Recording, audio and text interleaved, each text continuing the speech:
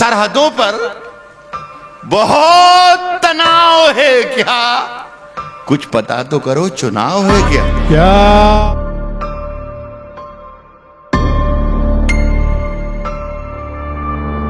Officially claim डाला गया है कि पाकिस्तान ने यह हमला किया है, मगर अफसोस के कश्मीरी लोग जो हैं उनके लिए इंडिया के हालात खतरनाक होते जा रहे हैं। भारत के इंडिया के बीचों बीच कश्मीरियों के लिए जमीन तंग की जा रही है। क्लेम के मुताबिक 26 लोग जो हैं उनकी हत्या है इस घटना के अंदर, वो बताई जा रही है।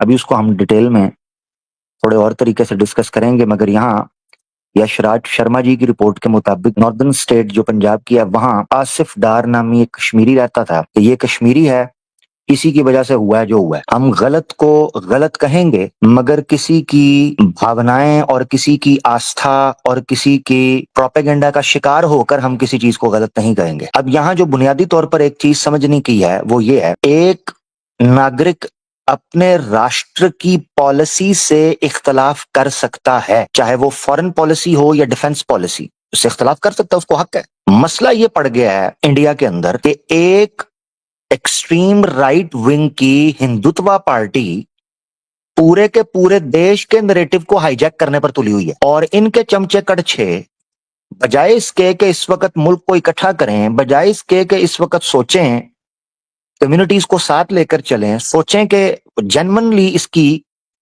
इन्वेस्टिगेशन होनी चाहिए, उन्होंने मुसलमानों पर थोपना शुरू कर दिया। ये अजीब मामला है, और कोई उनके खिलाफ जाए तो देश के खिलाफ जा रहा है जी। ये क्या बात है? देश किसी पार्टी का नाम नहीं है, देश किसी पार्टी के मैनिफेस्टो या नैरेटिव का नाम नहीं है। अगर किसी पार्टी को एक राइट विंग हिंदुत्व के पिठुओं ने हाईजैक कर लिया हुआ है, तो उसका मतलब ये नहीं है कि देश इसी बेस पर चल रहा है। देश अलग है। राइट विंग एक्सट्रीम हिंदुत्व के जो गुंडे और गमाश्ते हैं वो और हैं। जनता तो सवाल पूछेगी, ये हिंदुत्व के लोग मुसलमान जब उनकी जाने जाती हैं, उस वक्त किसी तरह भी इनको इनका जज्बा, इनका देशभक्ति, इनकी कोई उस वक्त नहीं जागती, क्योंकि वो नागरिक समझते ही नहीं शायद। वो प्रोपेगेंडा जो हमें काफी अरसे से गोदी मीडिया के थ्रू फीड किया जा रहा है, अब उसको इतना कंट्रोवर्शियल बना दिया गया है कि लोगों का ट्रस्ट ही नहीं रहा। लोग सोशल मीडिया पर ज्यादा डिपेंडेंट हैं बजाय इसके के नेशनल मेन स्ट्रीम मीडिया से, क्योंकि आप लोगों ने उसको एक राइट विंग के तलवे चाटने के लिए इस्तेमाल किया। आपने हिंदू मुस्लिम करवाने के लिए नेशनल मीडिया को इस्तेमाल किया। अब वो पंपिंग मशीन आपकी फेल हो गई, धुआं मार गई। आप कोई भी नैरेटिव बिल्ड करना चाहते हैं, लोग आप पे ट्रस्ट ही नहीं करते। हिंदू हो, मसीही हो, मुस्लिम हो, आप पे कोई ट्रस्ट ही नहीं कर रहा, क्योंकि उन्होंने खुद देखा कि ये तो हम पर भी इसी तरह आरोप लगाते हैं, मसीहियों पर भी आरोप लगाते हैं, सिखों पर भी आरोप लगाते हैं, जैन और बौद्ध पर भी आरोप लगाते हैं। हमें क्या खबर किस किस पर आरोप लगा रहे हो?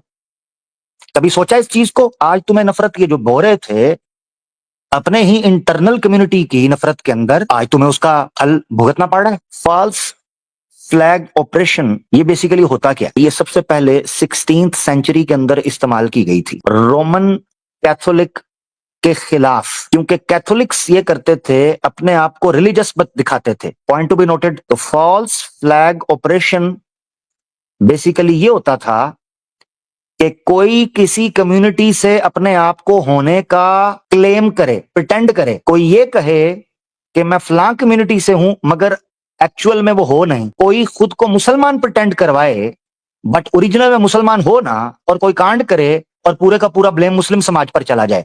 This is what we call today as false flag operation. फिर उसके बाद 18th सेंचुरी आते आते ये एक वॉर स्ट्रेटजी के तौर पर यूज होना शुरू हुई। वो टेक्निक ये थी, गौर से सुनिएगा, पोर्ट्स के ऊपर कुछ शिप्स आती थी पायरेट्स की, बहरी कज्जाकों की, डाकुओं की, जो शिप्स के थ्रू आते थे। वो क्या करते थे, जब किसी राष्ट्र के पोर्ट पर, उसकी बंदरगाह पर वो करीब पहुंचते थे, तो फ्लैग्स चेंज कर लेते थे, लगा लेते थे अपनी शिप्स के ऊपर उस राष्ट्र का, ताकि लोगों को ये लगे, दूर से देखने वालों को, कि ये हमारे ही राष्ट्र के शिप हैं, हमारे ही मुल्क के शिप हैं। तो वो उनको आने देते थे।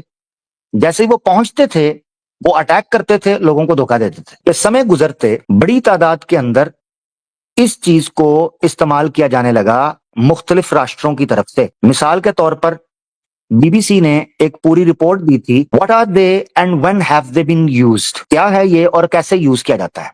यहां पर स्टार्ट के अंदर उन्होंने यूक्रेन के इशू को सामने रखते हुए खासतौर पर ईस्टर्न यूक्रेन के अंदर जो मामला हुआ था, यूक्रेन में रशिया ने कैसे फॉल्स फ्लैग ऑपरेशन किए ताकि वो एंटर हो सके। ऑब्वियसली यूएस और ब्रिटेन इस चीज को सस्पेक्ट करते हैं। याद रखना चाहिए कि फॉल्स फ्लैग ऑपरेशन इतना ये अंडर द शेडो और अंडर द डार्कनेस होता है कि इसके एविडेंस बहुत कम होते हैं, बल्कि ना होने के बराबर होते हैं। सिर्फ एक चीज होती है जो इसको प्रूव कर सकती है, पता है कौन?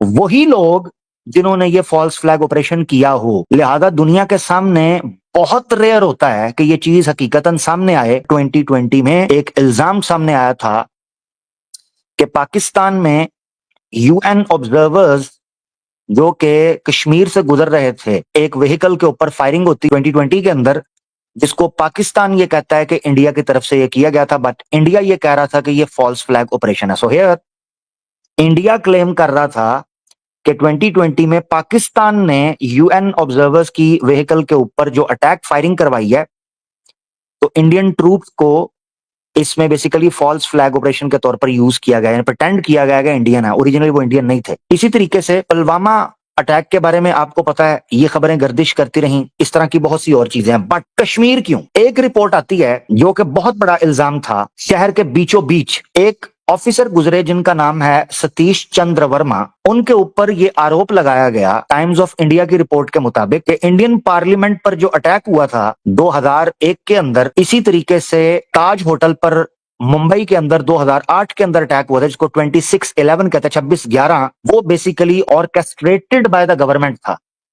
ये इल्जाम लगाया उस वक्त के होम मिनिस्ट्री के ऑफिशियल RVS मानी ने, क्योंकि उनको लेजिस्लेशन करवानी थी। इन एक्ट्स को पास करवाने से पहले ये अटैक सामने आए। अब वो ये कहते हैं, Mani however claimed to have objected to Verma's remarks. He said, I told him, Verma, that he is entitled to his view, but such view is generally held as ISI's view in the security establishment. वो कहते हैं आप तो पाकिस्तान की बोली बोल रहे हो। Verma, who was part of CBI SIT team probing the Ishrat Jahan fake encounter case, told him that both the terror attacks were set up with the objective of strengthening the counter terror legislation. यहां भी आपके सामने आ जाता है, who quoted him as saying that the terror attack on parliament and 26/11 carnage in Mumbai were orchestrated by the government. वो कहते हैं ये गवर्नमेंट की तरफ से मामला करवाया गया था।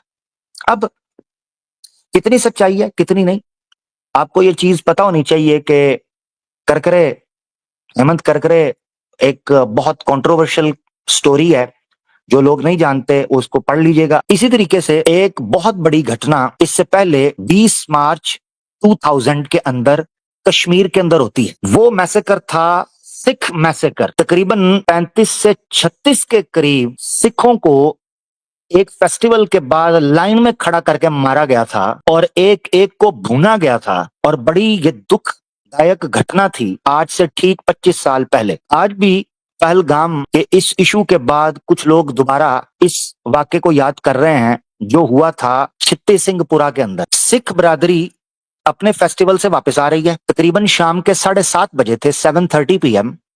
वो लोग रास्ते में आते हैं, करीबन 15 से 20 इंडियन आर्मी के यूनिफॉर्म के अंदर राइफल्स पकड़े हुए लोग उनको रोकते हैं, कहते हैं हम सर्च ऑपरेशन करने के लिए आए हैं। क्योंकि कश्मीर के अंदर ये एक नॉर्मल रूटीन मानी जाती है कि आर्मी किसी भी मोहल्ले में किसी भी गली में जाती है और वो सर्च ऑपरेशन कर सकती है। वहां पर जो सिख बरादरी थी उनको रोका, उन घरों की या उन गलियों की तलाशी लेने की कोशिश की।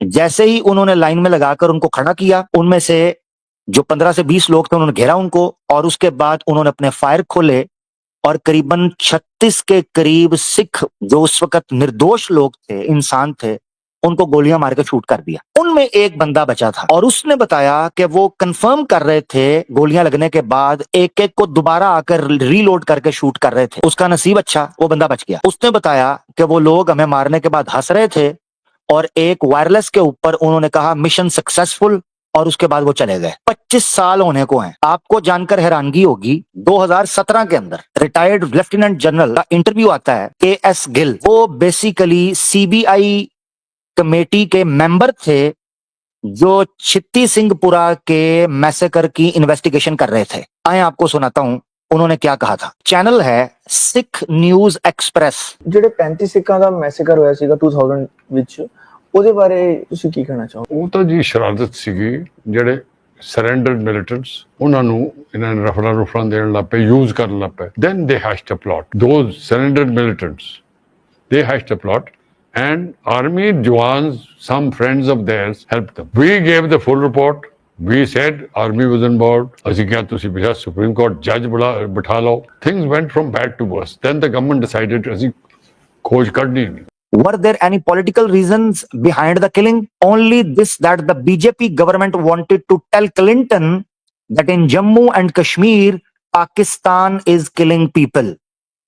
Propaganda against Pakistan, that Pakistan killed Sikhs. So BJP planted this to impress Clinton? Yes. To help India against Pakistan, that time America was providing arms to Pakistan, India was not getting any aid. ये बंदा कह रहा है जो CBI का official member रहा, KS Gill, जिसने बेवकूफ बनना है वो शौक से बने, हमें कोई लेना देना नहीं। अभी इन्होंने कहा है जी वो बंदे नहीं पकड़े गए। हो सकता है ये फिर 15-20 सिविलियंस को पकड़ के शूट करके और इनकाउंटर का फेक केस बना दें। अब मुझे भी नहीं पता, हो सकता है मेरा ये भी चैनल बैन कर दें, तो भाड़ में जाओ, हम बोलेंगे। जब 2000 का ये मैसेकर हुआ 20 मार्च 2000 के अंदर, अफसोस से कहना पड़ता है कि इंडियन आर्मी ने कानून को अपने हाथ में लेते हुए 5 कश्मीरियों का फेक पाकिस्तानी टेररिस्ट बता के उनका इनकाउंटर कर दिया। कश्मीरियों का। टाइम्स ऑफ इंडिया की रिपोर्ट के मुताबिक, ये 2012 की रिपोर्ट है, 29 जून की, army to court marshal 5 officers in Pathrable fake and encounter case. In March 2000, following the Chitti Singh Pura massacre of 36 Sikhs, according to a CBI probe, the Indian Army killed 5 innocent Kashmiri civilians in a fake encounter at Pathrable in Anantnag district. आपसे तो बंदे ही नहीं पकड़े गए, ना आते हुए पकड़े गए, ना जाते हुए पकड़े गए। अब शोर डाल दिया, फलां का पानी बंद कर देंगे, फलां की लाइट बंद कर देंगे, फलां का वाईफाई कट कर देंगे, फलां का इंटरनेट पासवर्ड चेंज कर देंगे। ये क्या तमाशा है? फलां का ये कर देंगे, फलां का ये कर देंगे। बंदे आपसे पकड़े नहीं गए। हम भी तपे हुए हैं कि हमारी कम्युनिटी पर पकड़कर नाम लगा दिया जाता मुंह उठा के। जो भी इन्वॉल्व है, पॉइंट नंबर 1 ये गौर से सुन लें, ताकि कोई बाद में आके हमारे साथ ये ड्रामेबाजी ना करो, तुम हमारे से ज्यादा मानवतावादी नहीं हो, तो हमें आकर ये किसी ने बदमाशी करने की कोई कोशिश करनी कि आप फलां को कंडेम करते हैं, फलां को करते हैं। हम सब तुम्हें भी करते हैं, हम हिंदुत्व को भी कंडेम करते हैं, तुम्हारी ऐसी की तैसी हम तुम्हें भी कंडेम करते हैं। तुम कोई दूध के दूल्हे नहीं हो। हम हर किस्म के इनोसेंट किलिंग को, और इवन कोई क्रिमिनली क्यों ना हो, हम उसकी किलिंग को भी कानून के बाहर जाकर एक्स्ट्रा जुडिशरी से कहते, हम उसको बिल्कुल कंडेम करते हैं, उसको प्रोहिबिट समझते हैं, निषिद्ध समझते हैं। ये कानून अपने हाथ में लेना कानून तोड़ने की बात है, हम इसको गलत समझते हैं। ये 2 टोक हमारा फैसला है, और तुमसे डर डुर के नहीं है, यह तुम्हारे लिए नहीं है, ये हिंदुत्व को मैं बोल रहा हूं, न तुम्हारी बदमाशी की वजह से। तुम्हारी ऐसी की तैसी तुम्हें बूट के नोक पर रखते हैं हम, तुम्हारी क्या औकात है? हम उस अल्लाह के लिए जवाब देते हैं कि उसने कहा है कि मजलूम के साथ खड़े होना है, जालिम के खिलाफ खड़े होना है। हम इसलिए खड़े होते हैं, तुम्हारे लिए नहीं कि तुम हमें बताओगे कि इंसानियत क्या है क्या नहीं, तुम हमें सिखाओगे कि न्याय क्या है कि अन्याय क्या है। हम जानते हैं क्या सच है क्या नहीं। हम तुम्हारी तरह फुद्दू और ब्रेन वॉश नहीं बनते। कश्मीर जाने की बजाय बिहार पहुंचे हुए हैं, चेक करो जरा, क्या समझे? मणिपुर गए नहीं, कश्मीर जाने की बजाय बिहार पहुंचे हैं। तो मैंने पिछले से पिछले प्रोग्राम के अंदर आपको क्लियर करके एक चीज बताई थी, कुछ लोगों के लिए उनकी गद्दी ज्यादा जरूरी होती है। भाड़ में जाए जनता, अपना काम बनता, गूंगे बहरों की नगरी कौन किसी की सुनता। इतनी सी बात है, इन्वेस्टिगेशन हो, चीजें सामने आए, पब्लिक को पता चल जाएगा।